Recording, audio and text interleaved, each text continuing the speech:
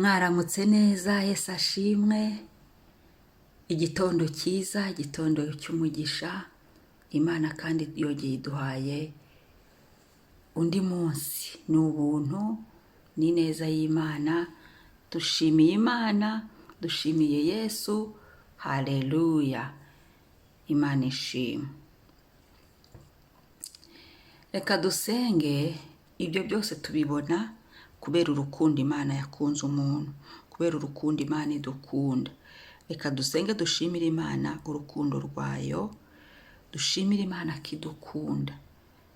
Muri bito tubona, mu bintu binini tubona bigaragara n'amaso yacu n'ibitagaragara, harimo urukundo rw'Imana yacu. Iradukunda. Imana yaduhaye Yesu. Yesu ni ukubera ko yadukundaga. Yesu yaje kuko Imana idukunda. Imana yatubabariye ibyaha, turababarirwa. N'uyu munsi imbabazi z'Imana zikiriho, tukizifite, ni urukundo idukunda. Haleluya. Ndanyuzwe kuko ngufite Yesu, nta mahoro. Ndashima cyane ko wambonye akanshyigikira. Ndeba hirya, ndeba hino, urukundo rurangose. Yesu ndagushimiye urukundo wankunze. Data ndagushimiye urukundo rwawe. Mu rukundo rwawe niho duhagaze, mu rukundo rwawe niho turi. Muri urwo rukundo rutuma tubabarirwa, muri urwo rukundo waduhereyemo Yesu, muri urwo rukundo rutubyukije, muri urwo rukundo ruduha ubuzima, muri urwo rukundo dusubirizwamo intege mu bugingo, muri urwo rukundo twongera kuzurizwamo, muri urwo rukundo tugiriramo ubundi buntu, muri urwo rukundo twongera kuzuzwa, muri urwo rukundo twongera kubashishwa, muri urwo rukundo tubona urumuri. Haleluya. Tukamurikirwa mu buzima bwacu muri urwo rukundo. Oh haleluya. Twongera kuba bashya, tukezwa kubera urukundo Yesu yadukunze, kubera urukundo Imana Data yadukunze. Ndagushima Mwami, ndagushima iki gitondo. Shimiye urukundo dukunda, shimiye urukundo rwawe rukomeye, rutangaje, ruhebuje. Haleluya. Ndagushimira Mana, ndagushimira kunkunda Papa, ndagushimira ko wampaye Yesu. Yesu ndagushimira ko wankunze, ukemera ukikorera umusaraba, ukemera ukanyitangira, ukemera bakagutera imisumari, ukemera. Oh haleluya. Biriya byago byose bikakubaho kubera njyewe, kugira ngo mbone ubugingo buhoraho. Ndagushimiye Mwami kubw'urwo rukundo. Izina ryawe niryubahwe. Kubw'urwo rukundo Yesu ni wamamare. Kubw'urwo rukundo nanjye ndagukunda Yesu, niwe wankunze mbere, kandi urwo rukundo rwawe rurangose uyu munsi. Urukundo rwawe haleluya nirwo mpagazemo. Icyubahiro kibi cyawe. Urakoze Mwami. Haleluya, haleluya. Komera Yesu amashyi kubw'urukundo adukunda. Haleluya, haleluya, haleluya. Urukundo rwa Yesu. Imana ihabwa icyubahiro. Urwo rukundo nirwo turimo. Imana ishimwe. Reka dusome ijambo ry'umunsi.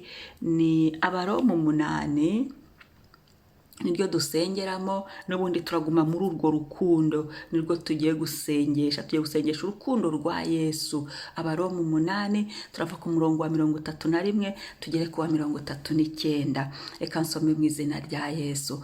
Umutwe w'amagambo uravuga ngo, ubwo Imana iri mu ruhande rwacu, umubisha wacu ninde? None ubwo bimeze bityo tuvuga iki? Ubwo Imana iri mu ruhande rwacu, umubisha wacu ninde?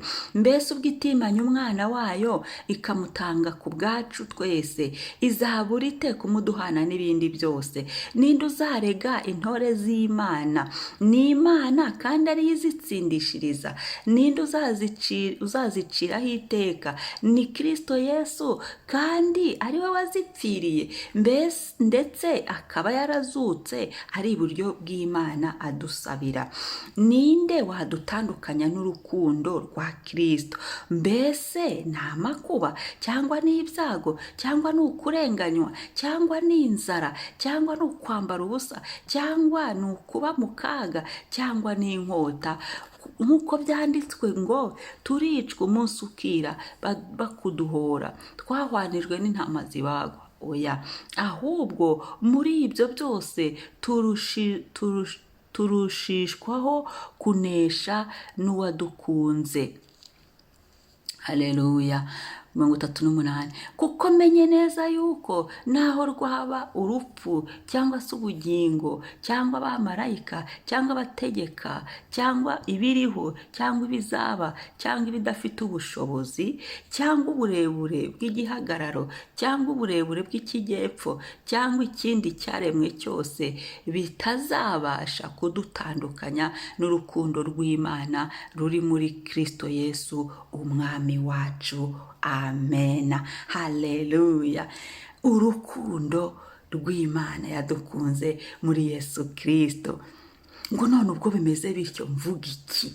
Ubwo Imana iri mu ruhande rwacu, umubisha wacu ninde? Ubwo Imana idukunda, niba Imana nyir'ijuru n'isi, niba Imana yaduhaye Yesu idukunda, niki cyadutera ubwoba?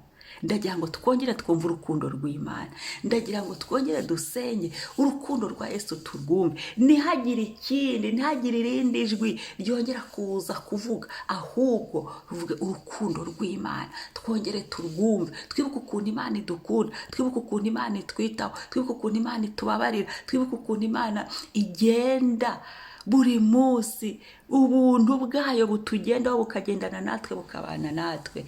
Ngo ni iki? Umubisha wacu yaba nde? Ntawe, kubera ko urukundo rw'Uwiteka ruratugose. Ngo mbese ubwo itimanye umwana wayo ikamutanga ku bwacu, izabura ute kumuduhana n'ibindi byose? Bivuga ngo n'ibyo twifuza turabifite muri Kristo Yesu. Haleluya. N'ibyo dukeneye turabifite muri aka gatondo muri Kristo Yesu. Ngo ninde uzarega intore z'Imana? Za bindi ngo barakoreka ngo ku Mana kandi dukunda. Ngeze hano nshima Imana. Yesu ashimwe, Yesu ashimwe, icyubahiro kibe icy'umwana w'intama, turirimba izina rye. Yesu niwe waduhesheje ubu buntu. Ngo ninde uzaduciraho iteka? Ni Yesu Kristo kandi ariwe wadupfiriye. Imana ishimwe. Hari igihe Satani ajya gutya akazana ibitekerezo, akazana izindi gahunda zitava ku Uwiteka, akazana ibindi ukundi kureba. Umuntu akajya agira ngo iyi situation irimo ngo ahangaha ngo bimeze gutya, ngo bimeze gutya. Oya, turi mu rukundo rw'Imana.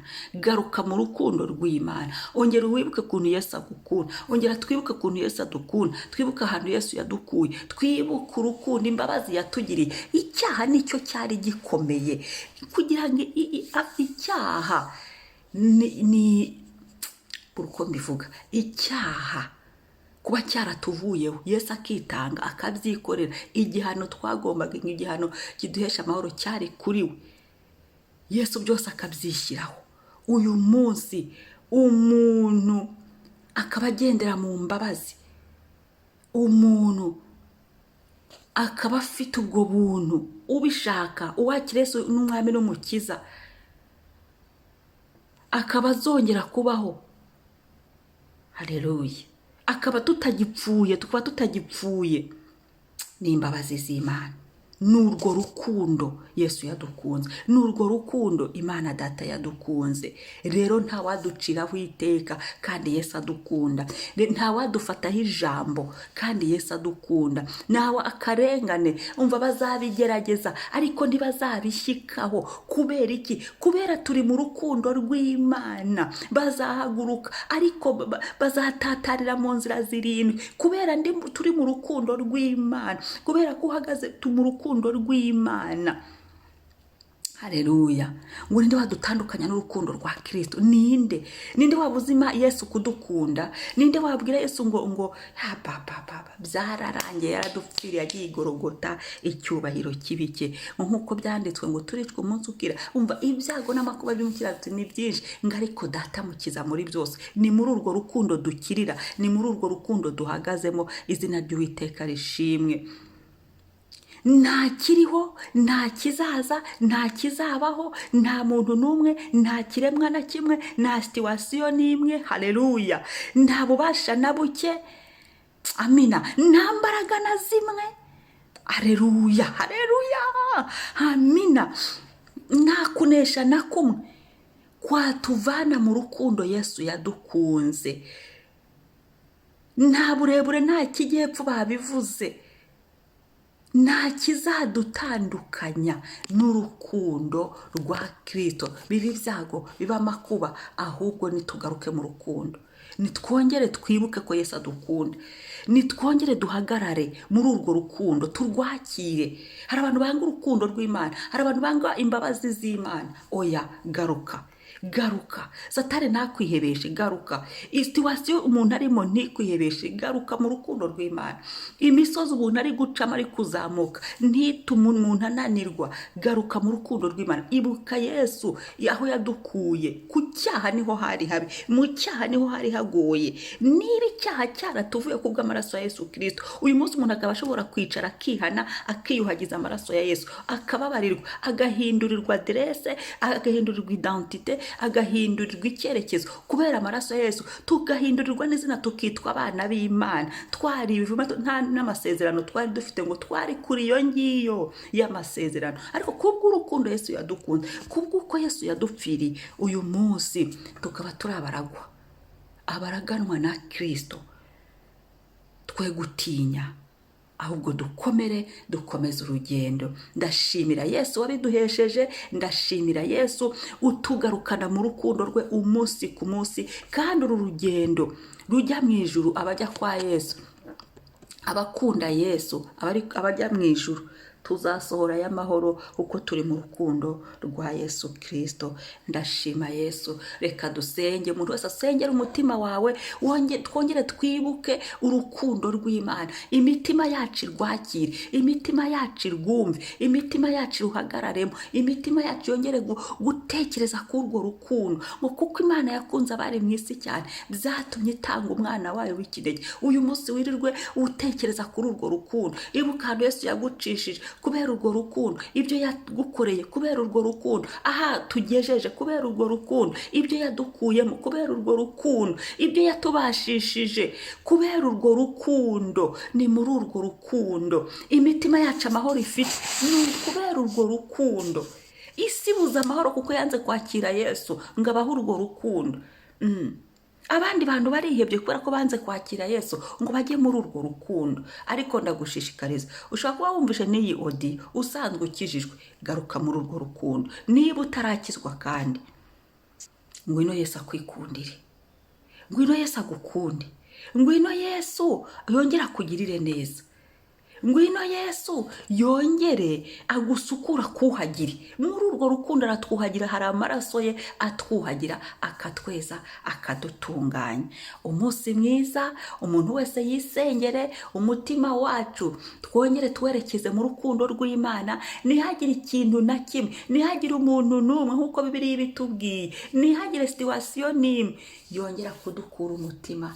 Turi mu rukundo rwa Yesu, ntacyo tuzaba. Turi mu rukundo rwa Yesu, nta kizatunyeganyeza. Turi mu rukundo rwa Yesu, tuzabishobora. Turi mu rukundo rwa Yesu, turaharenga mu izina rya Yesu. Yesu ndagushimiye, mu rukundo rwawe kariho duhagaze, mu rukundo rwawe kariho turi, mu rukundo rwawe kariho turebera, mu rukundo rwawe niho dushyize uyu munsi, mu rukundo rwawe niho twipfutse, mu rukundo rwawe nirwo twiragije, mu rukundo rwawe nirwo tukubwiriyemo urukundo dukunda. Turagushimira uyu munsi, dupfukwe n'urukundo rwawe uyu munsi, tugaruke mu rukundo rwawe uyu munsi, twambare urukundo rwawe uyu munsi, tugendere mu rukundo rwawe uyu munsi, dutekerereze mu rukundo rwawe uyu munsi, tuvugire mu rukundo rwawe aho duca hose, mu rukundo rwawe. Urakoze mwami, habwa icyubahiro papa kubwo kudukunda, izina ryawe ryamamare rimenyekane, urukundo rwa Yesu yadukunze ni rwinshi ntago nabona uko nduvuga, izina ry'Uwiteka rishimwe. Haleluya, haleluya, amen. Komera Yesu amashyi kubw'urukundo adukunda. Haleluya, haleluya, haleluya. Umunsi mwiza. Shalom, shalom. Mwari kumwe na Mama Ebenezer.